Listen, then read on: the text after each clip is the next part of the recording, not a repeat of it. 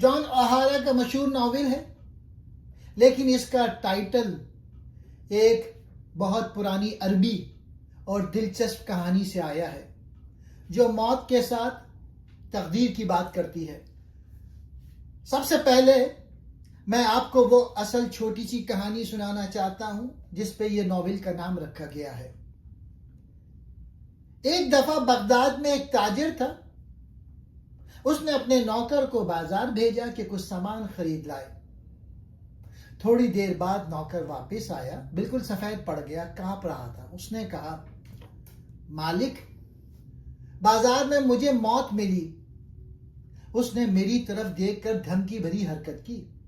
میں بہت ڈر گیا ہوں، برائے مہربانی مجھے اپنا گھوڑا دے دو، میں فوراً بھاگ کر سمارا چلا جاؤں گا، وہاں موت مجھے نہیں ڈھونڈ سکے گی۔ تاجر نے اسے گھوڑا دے دیا۔ نوکر زور سے گھوڑا دوڑاتا ہوا سمارا کی طرف نکل گیا۔ پھر تاجر خود بازار گیا۔ وہاں اس نے موت کو دیکھا تو پوچھا، تم نے میرے نوکر کو کیوں دھمکی دی؟ موت نے جواب دیا، میں نے اسے دھمکی نہیں دی تھی، بس حیران ہو گئی تھی، کیونکہ میں نے سوچا تھا کہ یہ آدمی تو آج رات سمارا میں میری ملاقات کے لیے پہلے سے طے شدہ ہے، اور یہاں بغداد میں اسے دیکھ کر مجھے حیرت ہوئی۔ یعنی جو تقدیر میں لکھا ہے وہ بھاگ کر بھی نہیں بچ سکتا، بھاگتے ہوئے ہی وہ اسی جگہ پہنچ جاتا ہے جہاں موت کا انتظار کر رہی ہوتی ہے۔ یہ ناول بھی اسی خیال پر مبنی ہے۔ یہ ایک امریکی چھوٹے شہر کی کہانی ہے جو 1930 کے کرسمس کے 3 دنوں میں ہوتی ہے۔ اس ناول کا مرکزی کردار جولین ہے، ایک امیر ہینڈسم کار ڈیلر، شادی شدہ، اچھی بیوی ہے، سب اسے پسند کرتے ہیں، پارٹیوں کا بادشاہ ہے، لیکن اندر سے وہ اداس اور پریشان ہے۔ یہ کہانی 3 دنوں کی ہے۔ 24 دسمبر، کرسمس ایو۔ سوچئے، ایک آدمی صبح اٹھتا ہے، وہ امیر ہے، با اثر ہے، با عزت ہے، لیکن شام ہوتے ہوتے اس کی زندگی الٹنا شروع ہو جاتی ہے۔ یہی ہے جولین کا پہلا دن۔ صبح سب کچھ ٹھیک لگتا ہے۔ کہانی کے آغاز میں جولین ایک امیر نوجوان ہے، شہر کے بڑے لوگوں میں اس کا شمار ہوتا ہے، ظاہر میں عزت، دولت، سماجی مقام، ہر چیز مکمل لگتی ہے۔ شام، ایک پارٹی، ایک لمحہ۔ شام کو شہر میں ایک سماجی پارٹی ہوتی ہے۔ یہ وہ جگہ ہے جہاں امیر لوگ ملتے ہیں، تعلقات بنتے ہیں، عزت کا معیار طے ہوتا ہے۔ پارٹی میں سب خوش ہیں، موسیقی ہے، شراب ہے، لیکن جولین کے اندر بے چینی ہے، غصہ ہے، انا ہے۔ وہ لمحہ جو سب کچھ بدل دیتا ہے۔ پارٹی میں ایک طاقتور شخص ہیری موجود ہے، جولین کو نظر انداز کرتا ہے یا اس کے غرور کو ٹھیس لگتی ہے۔ جولین خود پر قابو نہیں رکھ پاتا، غصے میں آ کر اس کے چہرے پہ مشروب پھینک دیتا ہے۔ صرف ایک لمحہ، صرف ایک حرکت، مگر یہ حرکت بدتمیزی سمجھی جاتی ہے، توہین بن جاتی ہے، سماجی جرم بن جاتی ہے۔ پارٹی کے بعد خاموش سزا۔ پارٹی اچانک ختم نہیں ہوتی، مگر نظریں بدل جاتی ہیں، مسکراہٹیں غائب ہو جاتی ہیں، لوگ جولین سے دور ہونے لگتے ہیں۔ کسی نے کچھ نہیں کہا، مگر سب نے فیصلہ کر لیا، یہ شخص اب ہمارا نہیں رہا۔ رات، غلط سوچ، غلط فیصلے۔ پارٹی کے بعد جولین شرمندہ نہیں ہوتا، وہ معافی نہیں مانگتا، وہ خود کو صحیح سمجھتا ہے، وہ کہتا ہے میں نے کچھ غلط نہیں کیا۔ یہی وہ جگہ ہے جہاں کہانی ختم نہیں ہو سکتی تھی، مگر تباہی شروع ہو جاتی ہے۔ پہلا دن کیوں اہم ہے؟ یہ پہلا دن پورے ناول کی بنیاد رکھتا ہے، ثابت کرتا ہے کہ مسئلہ حالات نہیں، مسئلہ جولین کا کردار ہے۔ یہ دن ہمیں سکھاتا ہے ایک لمحے کا غرور پورے زندگی کی قیمت مانگ سکتا ہے۔ بیوی کے ساتھ جھگڑا اور پچھتاوا.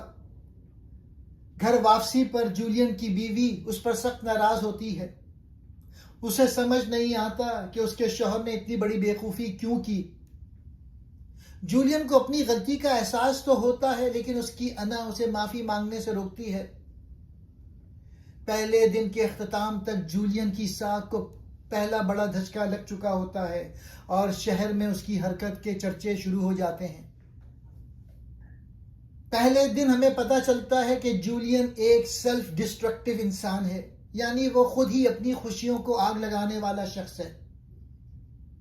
یہ دن دکھاتا ہے کہ کس طرح ایک چھوٹی سی سماجی غلطی آپ کی پوری زندگی بدل سکتی ہے. جیسے کہانی کا ملازم موت کو دیکھ کر ڈر گیا تھا، جولین نے ہیری کے چہرے پر پانی پھینک کر گویا اپنی سماجی موت کو دعوت دے دی تھی. دوستوں، کبھی کبھی ہم اپنی زندگی کے سکون سے اتنا بور ہو جاتے ہیں کہ ہم خود ہی اپنے ہاتھوں سے اپنا گھر جلانے نکل پڑتے ہیں.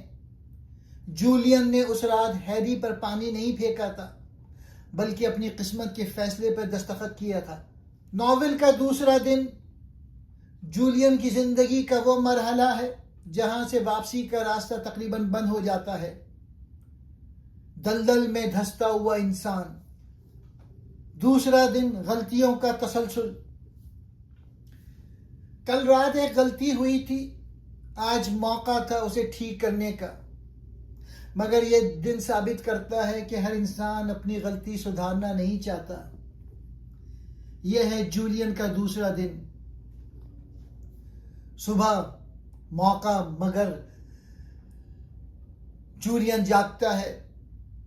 شہر میں کل رات کی بات پھیل چکی ہے، لوگ سرگوشیاں کر رہے ہیں. یہ وہ لمحہ تھا جہاں معافی مانگی جا سکتی تھی، بات سنبھالی جا سکتی تھی. مگر جولین شرمندہ ہونے کے بجائے خود کو مظلوم سمجھتا ہے. دن میں کاروبار میں دراڑیں. جولین اپنی کار ڈیلرشپ پر جاتا ہے مگر گاہک کم آ رہے ہیں. بڑے لوگ فون نہیں اٹھا رہے. کاروباری ساتھی ٹھنڈے پڑ گئے ہیں. وہ سوچتا ہے یہ سب وقتی ہے، کل ٹھیک ہو جائے گا. لیکن حقیقت یہ ہے معاشرہ بدتمیزی نہیں بھولتا. تعلقات میں تناؤ. جولین کی بیوی اسے سمجھانے کی کوشش کرتی ہے، کہتی ہے بات سنبھالو، معافی مانگ لو. مگر جولین بات ماننے کو بے عزتی سمجھتا ہے. غصے میں اور سخت ہو جاتا ہے. یہاں سے ازواجی رشتہ بھی کمزور پڑنے لگتا ہے. شام کو جولین پھر شراب پیتا ہے. شراب اسے سکون نہیں بلکہ غلط حوصلہ دیتی ہے. وہ اپنی غلطی کا جائزہ نہیں لیتا بلکہ دوسروں کو قصوروار ٹھہراتا ہے. یہ وہ مرحلہ ہے جہاں انسان سچ سے بھاگنے لگتا ہے. رات، اکیلا پن بڑھتا ہے. دوسرے دن کی رات. دوست پاس نہیں، بیوی خاموش ہے، فون نہیں بجتا. جولین اکیلا ہے مگر پھر بھی اپنی ضد نہیں چھوڑتا. یہ خاموشی سزا بھی ہے اور انتباہ بھی. دوسرا دن کیوں اہم ہے؟ یہ دن ہمیں بتاتا ہے پہلی غلطی انسان کو نہیں مارتی، غلطی ماننے سے انکار مارتا ہے. یہ دن زوال کو روک سکتا تھا مگر انا نے دروازہ بند کر دیا. دوسرے دن کے اختتام تک جولین کو یہ احساس ہو جاتا ہے کہ اس نے اپنی سوشل سٹینڈنگ یعنی معاشرتی مقام ہمیشہ کے لیے کھو دیا. جولین کو لگ رہا ہے کہ وہ آزاد فیصلے کر رہا ہے لیکن در حقیقت وہ اپنی بربادی کی طرف کھینچا چلا جا رہا ہے. دوستوں، دوسرا دن وہ موڑ ہے جہاں جولین اپنی زندگی کی گاڑی کے بریک فیل کر دیتا ہے. اسے معلوم ہے کہ سامنے کھائی ہے لیکن وہ اپنی آنکھیں بند کر کے ایکسیلیٹر پہ پاؤں رکھ دیتا ہے. کیا یہ اس کی قسمت تھی یا اس کی اپنی انا؟ ناول کا تیسرا اور آخری دن جولین کی زندگی کا وہ نقطہ جہاں سسپنس ختم ہوتا ہے اور ایک المناک انجام سامنے آتا ہے. تیسرے دن کی صبح تک جولین کے پاس کھونے کے لیے کچھ نہیں بچتا۔ اس کی بیوی اسے چھوڑ کر اپنی ماں کے گھر چلی جاتی ہے۔ شہر کا ہر دوسرا شخص اس سے منہ موڑ چکا ہے۔ وہ اپنے گھر میں بالکل اکیلا ہے اور یہ تنہائی اسے کاٹنے کو دوڑتی ہے۔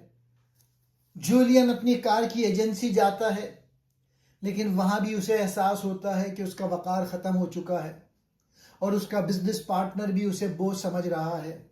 وہ ہر اس جگہ جاتا ہے جہاں اسے تھوڑا سا سکون مل سکتا تھا، لیکن ہر راستے اسے اپنی بربادی کی طرف لے جاتا ہے۔ خوفناک فیصلہ۔ شام ڈھلتے ہی جولین پہ شدید مایوسی غالب آ جاتی ہے۔ اسے لگتا ہے کہ وہ ایک ایسے اندھیرے کمرے میں بند ہے جس کا کوئی دروازہ نہیں۔ وہ اپنے گیراج میں جاتا ہے، اپنی گاڑی کا انجن اسٹارٹ کرتا ہے اور گیراج کے تمام دروازے بند کر دیتا ہے۔ انجام، سمارا پہنچ گیا۔ گاڑی سے نکلنے والا زہریلا دھواں، کاربن مونو آکسائڈ، آہستہ آہستہ پورے گیراج میں پھیل جاتی ہے۔ جولین وہیں بیٹھے بیٹھے موت کی آغوش میں چلا جاتا ہے۔ جیسے اس قدیم کہانی میں ملازم موت سے بچنے کے لیے سمارا بھاگا تھا اور وہیں اسے موت ملی، ویسے ہی جولین اپنی سماجی بربادی اور رسوائی سے بچنے کے لیے موت کی طرف بھاگا اور وہی اس کا آخری ٹھکانہ ثابت ہوا۔ جولین کو کسی دشمن نے نہیں مارا، بلکہ اس کے اپنے رویوں اور سماجی تنہائی نے اسے مار دیا۔ ناول ہمیں یہ احساس دلاتا ہے کہ جولین کی تمام کوشش اسے غیر ارادی طور پہ اسی انجام کی طرف لے جا رہی تھی جو پہلے دن سے طے تھا۔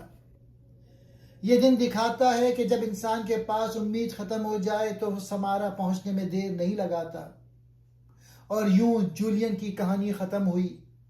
وہ سمجھ رہا تھا کہ وہ اپنی زندگی کے فیصلے خود کر رہا ہے، لیکن در حقیقت وہ اپنی تقدیر کی اسی ملاقات کی طرف بڑھ رہا تھا جس کا ذکر اس قدیم کہانی میں تھا۔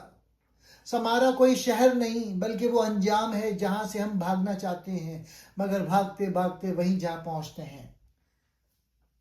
کیا آپ کو لگتا ہے کہ جولین اپنی موت کا خود ذمہ دار تھا، یا یہ سب پہلے سے طے شدہ تھا؟ اپنی رائے کمنٹس میں ضرور بتائیں۔ کہانی کا اصل پیغام: تقدیر سے فرار ممکن نہیں، موت کا وقت اور جگہ مقرر ہے۔ اس کہانی کا سب سے بڑا سبق یہ ہے کہ زندگی اور موت ایک نظام ہے۔ انسان چاہے جتنی بھی کوشش کر لے، وہ اس وقت اور اس جگہ سے نہیں بچ سکتا جو اس کے لیے لکھ دی گئی ہے۔